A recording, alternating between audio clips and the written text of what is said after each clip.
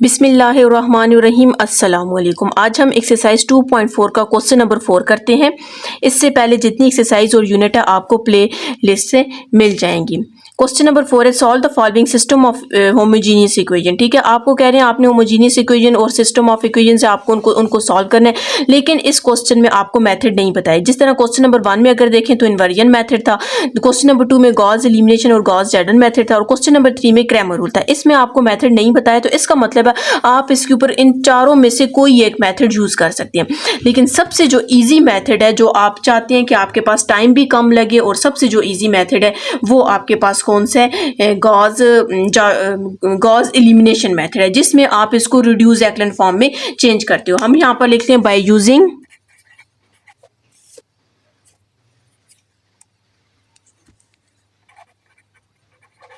Gauss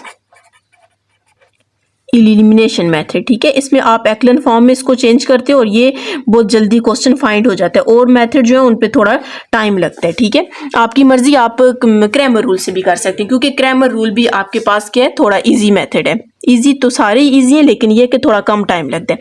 हमने क्या किया, गॉस एलिमिनेशन मेथड करते हैं। ठीक है, तो सबसे पहले तो आप यहाँ पर मैट्रिक्स बना लेते हैं, 1 1 2 -1 2 1 1 -1 3, बल्कि डायरेक्ट इसको सॉल्व भी कर लेते हैं बस यूं।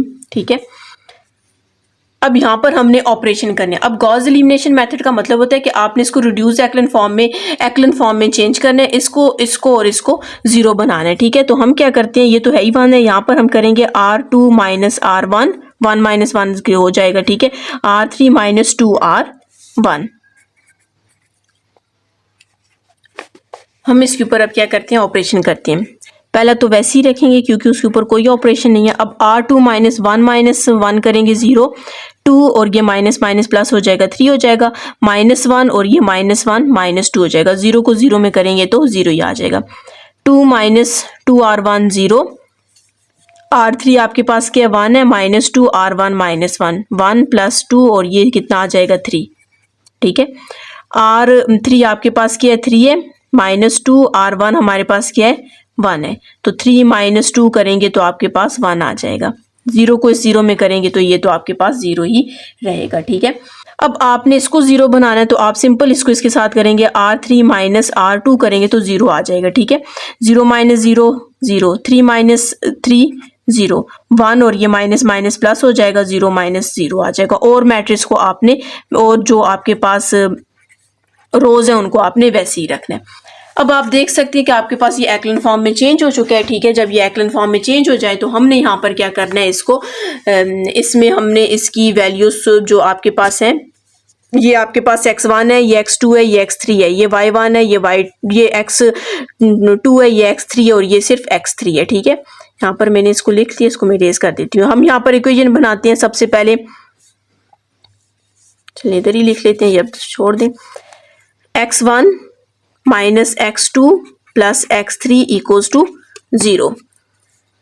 यहाँ पर आपके पास क्या आ जाएगा, 3x2 - 2x3 = 0, और ये x3 है, 3x3 = 0 आ जाएगा। ठीक है, जब आप यहाँ से फाइंड करेंगे तो ये x3 यहाँ पर मल्टीप्लाइड 0 के साथ डिवाइड होके, तो x3 की वैल्यू आपके पास क्या आ जाएगी, 0 ही आएगी। इस x3 की वैल्यू को आप इसमें पुट कर दें। ठीक है,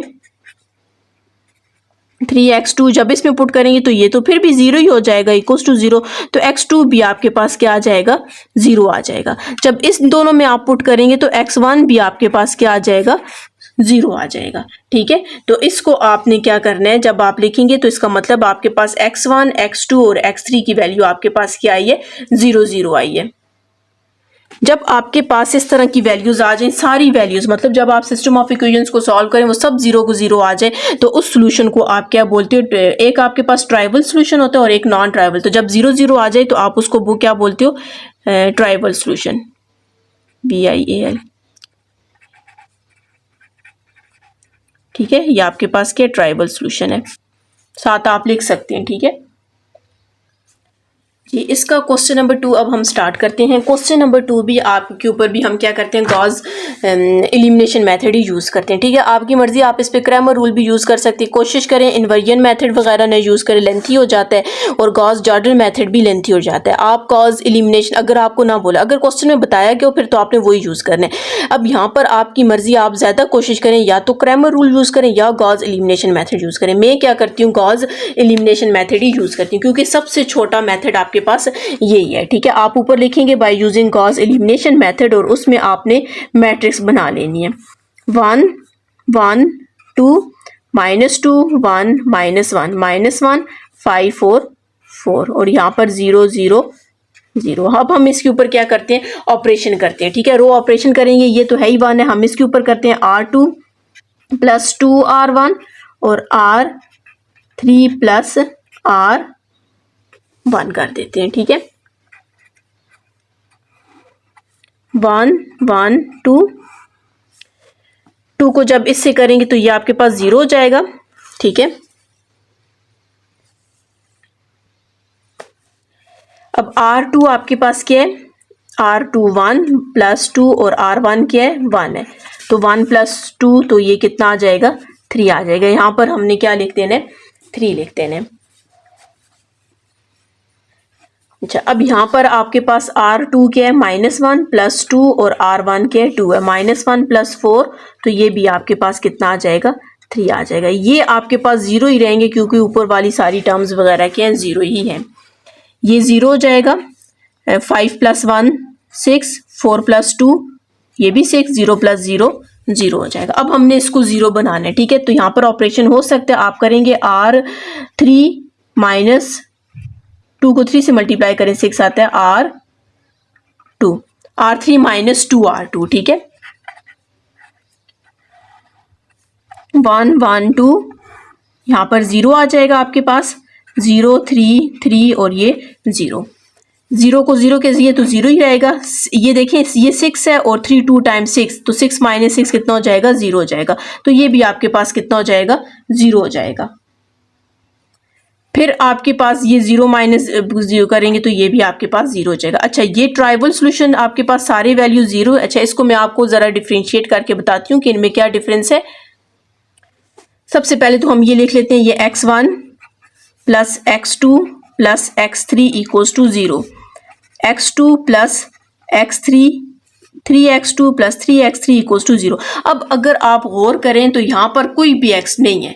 अगर यहाँ पर नहीं है तो यहाँ से आपके लिए x को, किसी एक x को फाइंड करना मुश्किल हो जाएगा। उसके लिए आपने क्या करना है, लेट करना है। लेट करके हमने किसी एक वैल्यू को सपोज करना है, उसको हम कोई भी वेरिएबल है उसका नेम दे देते हैं, हम t का नेम दे देते हैं। तो यहाँ पर हम बोल देते हैं x3 = आपके पास क्या है, t आ गया। ठीक है, ये हमने खुद से किया है क्योंकि इसके साथ लेट लिख लें, क्योंकि अगर आप इसको आप कहते हैं, ये आपके पास कौन सा सोल्यूशन होता है, नॉन ट्राइवल सोल्यूशन होता है। ट्राइवल सोल्यूशन में आपको पता होता है कि इसकी ये वैल्यूज आ चुकी हैं, तो नॉन ट्राइवल सोल्यूशन में ये होता है आपको नहीं पता होता, हम सपोज कर देते हैं, उसको टी कह देते हैं, तो मतलब टी आपके पास कोई भी वैल्यू हो सकती है। ठीक है, आपके पास टी कोई भी नंबर हो सकता है। अब हमने इसको t बोल दिया, हम इसमें t को पुट कर देते हैं। ठीक है, आपके पास क्या आ जाएगा, 3x2 + 3t = 0 हो जाएगा। ठीक है, तो 3x2 = -3t, 3 3 से कैंसिल, तो x2 = -t आ जाएगा। ये x2 आ गया, ये x3 आ गया। अब इन दोनों की वैल्यू को फर्स्ट में पुट करते हैं, इसमें पुट करते हैं, तो आपके पास क्या फाइंड हो जाएगा, x1 फाइंड हो जाएगा, x1 + t - t = 0। अच्छा, यहाँ पर 2 भी है, मैंने 2 नहीं लिखा, ये 2 है। ठीक है, x1 प्लस, तो ये जब करेंगे तो -t = 0 आ जाएगा, तो x1 = t। आपके पास x की 1 क्या आएगी, t वैल्यू आ गई। आपके पास x1 आया t, x2 आपके पास -t एंड x3 आपके पास क्या है, t है। तो आप यहाँ पर लिख लें, ये आपके पास कौन सा सोल्यूशन है, non trivial. Non trivial solution किसको बोलते हैं, जिसमें आपके पास वैल्यूज नहीं पता होती लेकिन आप क्या करते हैं, उसको सपोज करते हैं। और सपोज भी हम उस वक्त करते हैं जब आपने यहाँ पर देखेंगे आपके पास कोई भी वैल्यू फाइंड ही नहीं हो सके, क्योंकि यहाँ पर अगर आपके पास देखें 2 इक्वेशंस बनी है, जब 2 इक्वेशंस बनेगी तो इन 2 इक्वेशन में से हम x3 या x2 या x1 की वैल्यू फाइंड नहीं कर सकते, ठीक है। जब आप वैल्यू फाइंड ना कर सकते हो तो फिर हमने क्या करना होता है, किसी एक को लेट करना है, ठीक है।